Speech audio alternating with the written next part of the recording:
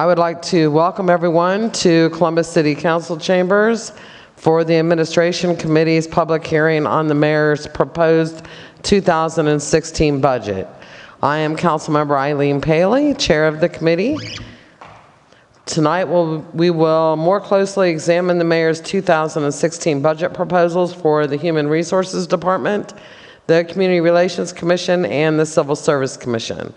At the end of the presentations, we will open the public comment portion of the meeting. Speakers' slips are available in the back of the room, and I will be accepting them for a few more minutes.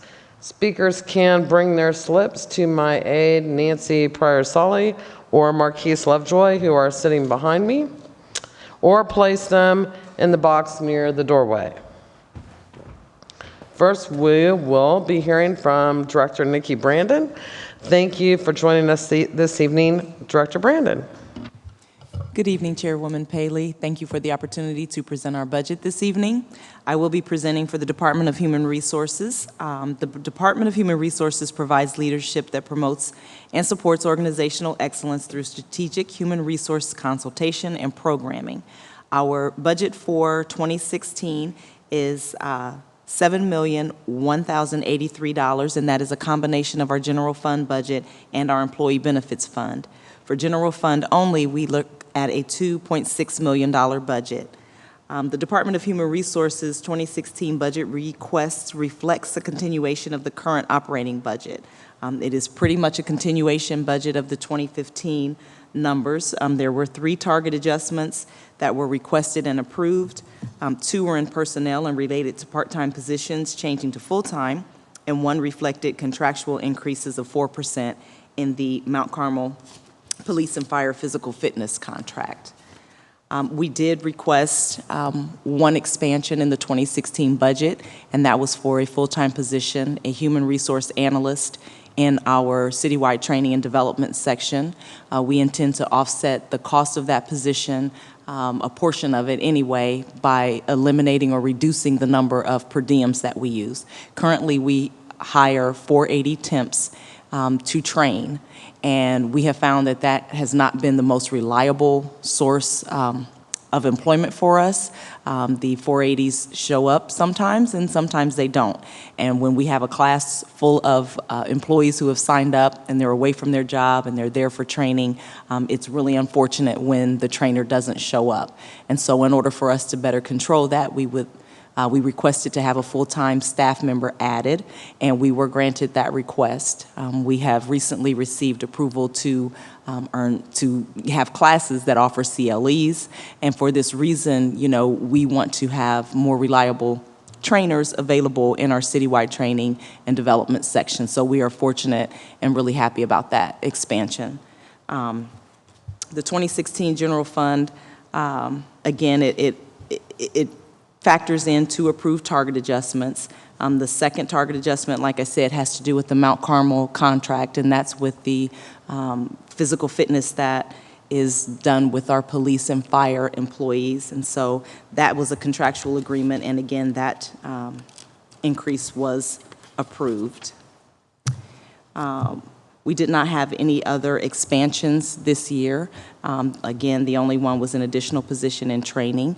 And other than that, it is a carryover budget. We have the Employee Benefits Fund, and I'm not sure if that's something that you wanted to cover at this time.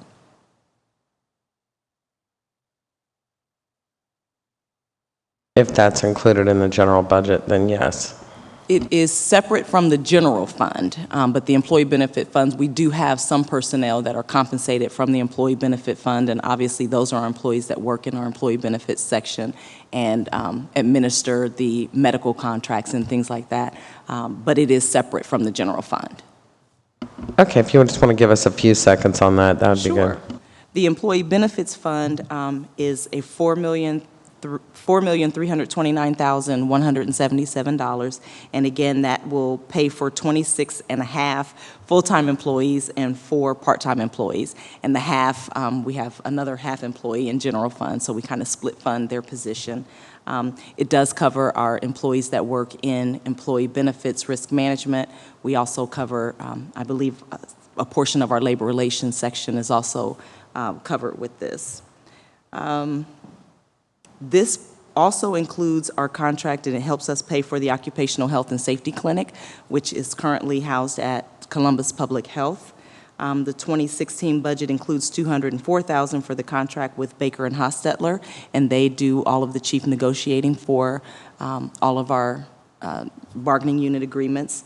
And a $25,000 increase was projected in the costs associated with our benefits consultant. Currently, we had Aon, and so because of the expansion and expanded services that they were providing us, we did increase the cost of the contract by $25,000. Other than that, this budget, too, is pretty much a continuation. There was less than a $20,000 difference between the 2015 budget and the 2016 budget. Thank you, Director Brandon.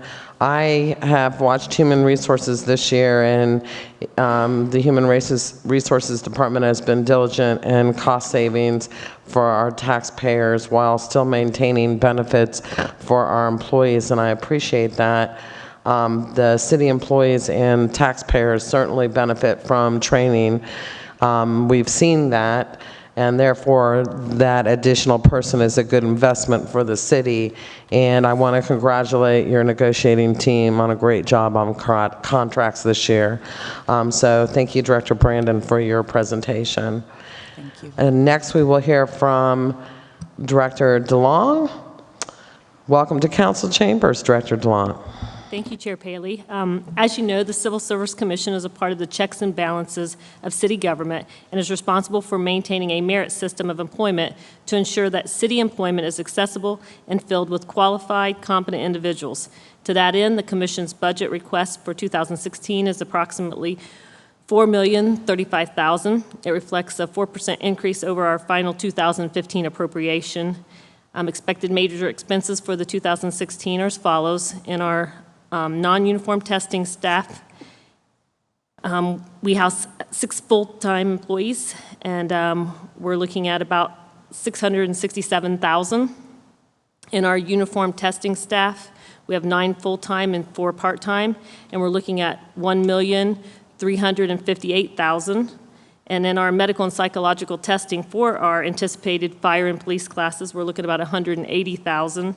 And in our Restoration Academy budget, we're looking at about $273,000 this year. With the adoption of the requested budget, the Commission will have a total of 35 full-time and 6 part-time regular positions to carry out our classification and application assessment responsibilities. And with that, I'd be happy to entertain any questions you might have regarding our request. Thank you, Director DeLong. I want to thank you and our commissioners for all your hard work. It's unbelievable the staff rejection that civil service has seen since I was a commissioner and still maintained the quality service that you have. Congratulations on that. And what a great addition to civil service than Restoration Academy. It has been awesome to see these great graduates of Restoration Academy around City Hall, the city complexes, and other businesses around the city. I think that we have to lead by example, and you've done a great job in doing that. So thank you very much. Thank you very much.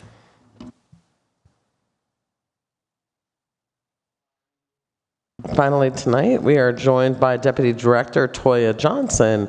Welcome to Council Chambers, Deputy Director Johnson. Thank you, Chair Paley. The Community Relations Commission was established in 1990 to promote mutual understanding and respect among all racial, ethnic, religious, and social groups. The commission is made up of 23 commissioners that are appointed by the mayor and approved by City Council. Our mission is to provide leadership to the people of Columbus by educating citizens and small businesses about diversity, identifying and resolving community tensions, and also to promote practices that eliminate racism and discrimination. Our budget for 2016 is $922,920, which is a 1.3% increase over 2015. We have a staff of 8 full-time employees that comprise of $866,436 in salaries. And our budget prioritizes the continuation of mission-critical services such as employee discrimination investigations, proactive community outreach and engagement, and capacity-building grants that we provide to other agencies that support our New Americans initiatives and the residents of Columbus. Some of our major programs and events include the annual MLK March and Program, our annual Civil Rights Heritage Tour, Yom HaShoah Holocaust Remembrance Day. We provide Lunch and Learn series. We also conduct ABCs of CPD and Fire in our New Americans initiative. We support Welcome Week, and we also do the Neighborhood Best Practices Conference. And of all these programs and events, only the Martin Luther King program and the ABCs of CPD and Fire are funded in our budget. We have to depend upon the Friends of CRC, which is a nonprofit, to work to help raise funds for those other programs and services that we provide. Some of our budget strengths include that we don't have to reduce any staff. We also have the capacity to continue to grant some monies to our New American initiatives. We also were able to maintain funding for the mayor's, for the MLK program at $12,500, which is the same as it was in 2015. And we're still able to provide funding for our CPD New Americans training, although we had to reduce that amount by about 16%. Some of our shortfalls include Neighborhood Best Practices, which is currently unfunded. In 2015, Council amended the budget to include funding for that conference. Overall, to meet our targeted budget, we had to reduce our services by 14.9%. Thank you, Deputy Director Johnson. I want to thank Director Bell and yourself and the whole staff at Community Relations for all the hard work you've had this year. One of your projects that you didn't mention, because I helped start, was our outreach and engagement meetings, which have been a great addition to that department at no additional cost, just a little bit of extra work from staff members, which I certainly thank you all for. A big thanks to Gail Gray for helping me out with that, and Abdi also. The American New Initiative is a very critical program that we need to maintain, and I'm certain that council will be discussing neighborhood best practices in the future. It certainly is a program that we need to maintain. So I want to thank you, Deputy Director Johnson, for joining us.